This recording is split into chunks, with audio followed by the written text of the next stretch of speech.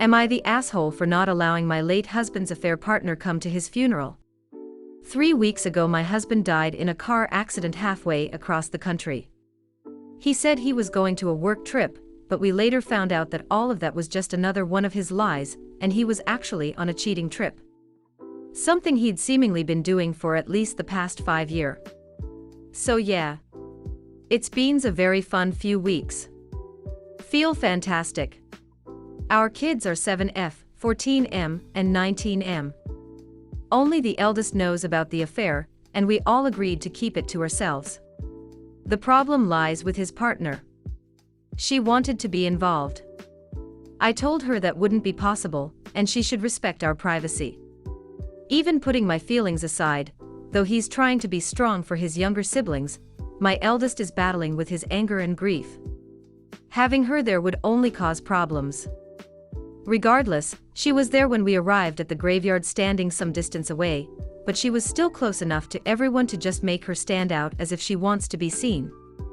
I told my brother, and he removed her without causing too much of a scene. Afterwards she sent me a text which summarized basically called me selfish for blocking her from being there and saying I robbed her of the chance to say goodbye properly. For some reason this is slightly bothering me. I've found myself justifying my actions to myself repeatedly since receiving that text. I still believe I did what was right and put my kids first. She had no business there and her presence would only cause drama. She could always go to his grave whenever she wants to say goodbye. Was I the asshole? Am I the asshole for not allowing my daughter go to her sister's wedding because of her emo outfit? I have 2 daughters, Ashley, 26F, and Alex, 15F. I'm gonna start by saying they don't get along that well, and it is due to the age difference. Recently though they have been getting closer since Ashley let Alex help plan the wedding. It was really nice of her to include her in this. Well, the wedding was yesterday, and it was supposed to wear formal attire, so before this we both got long dresses. Alex was supposed to wear the dress she got, which was sage green. Alex normally wears emo clothes at the moment, which is fine. Well, she came down in the green dress, and put a large slit in it that does up to her thigh. She also added a skull necklace, earrings, punk rock boots and really dark makeup. I told her to take that jewelry off quickly, and give me the dress so I could fit the slit, or at least make it shorter. Alex got mad and said it was fine, and was in the dress code. I told her no, and that you will stand out. She refused again, and I told her if she won't fix it then she can stay home. She refused again and she missed the wedding. Ashley understood why her sister wasn't here, but my husband was furious with me and called me a jerk.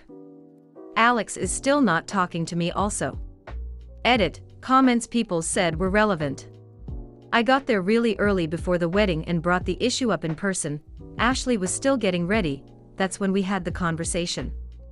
She agreed it would be best.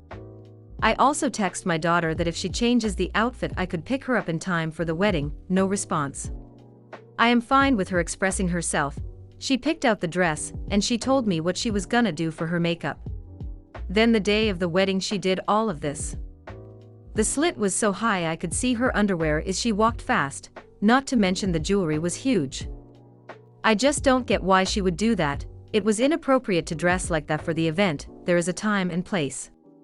Not to mention my Ashley was fine with Alex missing the wedding. She didn't want her there looking like that either. Am I the asshole? Am I the asshole for not letting my wife go to medical school? I, M35, have a wife, F34, who stays home to take care of our 2 children. I am a relatively wealthy software engineer, and I have been trying to be financially responsible to save money for retirement and my children's college. After getting into a few medical TV shows, my wife has had an obsession with being a doctor and has been trying to convince me to pay for her applications to multiple medical schools. I think this is a stupid decision because my wife has been out of her communications degree for 11 years now, and she hasn't even taken the MCAT or anything like that. And if by some slim chance she gets into medical school, her tuition would wreck our finances and cause all sorts of problems with childcare. I tried explaining to her that this decision isn't realistic and suggested that she tried to do some other training like being a CNA to get a taste for the medical field first, but she got mad at me and said that I am stealing away her career aspirations. Edit, here's some context from my comments. I told her I would support her taking a smaller step into the medical field by becoming a CNA or nurse first, because it's more realistic for her to get that position and then advance to medical school. Also, I never forced her to stay at home and do childcare. I do a third of the housework on top of my job, and she asked to stay at home since we got married. She just recently changed her mind. I understand your concern. I don't overly restrict her spending, and any financial rule that we create that is imposed on her is also imposed on me. All large-scale financial decisions, over $1,000, have to be approved by both of us to occur. We both can buy necessities, and anything we want underneath $1,000 occasionally. Since her 50 applications exceed $1,000, we both needed to approve, and I don't approve at all. Edit 2, more context from relevant things I addressed in comments. Additionally, my wife is refusing to take the MC80 despite my encouragement to do so first, because she thinks studying for it will slow down her timeline. And to those who are suggesting I agree to let her apply to fewer schools, she does not like that compromise. She insists she has to maximize her chances by applying to at least 50. She also doesn't like the compromise I offered of trying another medical career first, like nursing. Am I the asshole?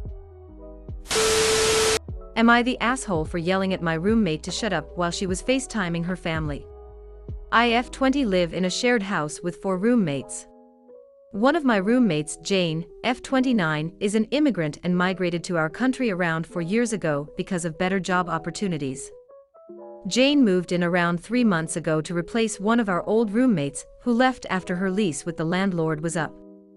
Jane and I haven't butted heads before until this issue came up. Jane's family members are still living in her native country, which is in another time zone, and Jane frequently FaceTimes them when it's very late at night for us, like 2 or 3 a.m. She doesn't do it every night, but often enough for it to be annoying. Maybe 4 times a week. She always does this in the kitchen or living room, and she and her family members are always extremely loud when talking to each other. I've talked to Jane and asked that she's more considerate about the noise and maybe wears headphones, but she's refused and said that headphones ruin the experience. I suggested she FaceTime during the day, but she said her family will be asleep. I asked her to please just try to be quieter, as her FaceTiming her family wakes me up, and I have to get up early for work. She seemed to understand but didn't seem eager to fix the problem and kept changing the subject after that. Earlier this week, I had a Zoom interview for a really exciting internship that would be helpful for my career. It was in the morning, and I made my roommates aware around a week in advance just to ensure the house would be quiet, and I could get a good night's sleep and an uninterrupted interview. The night before the interview at around midnight, Jane is very loudly FaceTiming her family in the living room. I'm woken up and obviously not happy about it. I asked Jane to please keep it down, and she said she would, that she's just saying goodbye to them. They went quiet for around 10 minutes, but then I can hear them shrieking at each other again. I asked Jane again to please keep it down and stressed that I have to get up early. She promises she'll be quiet and apologizes. Then at around 1 a.m., I'm woken up again by Jane and her family. At this point, I'm incredibly done. I went downstairs and I yelled at Jane. I said, "Shut the F up. Some of us are trying to sleep." Jane's family hung up on the call when they heard me yell, and Jane started crying and ran to her bedroom and shut herself in there. Jane is really upset with me because I yelled at her and won't even look at me. She said she just misses her family and that I should have more empathy for her situation.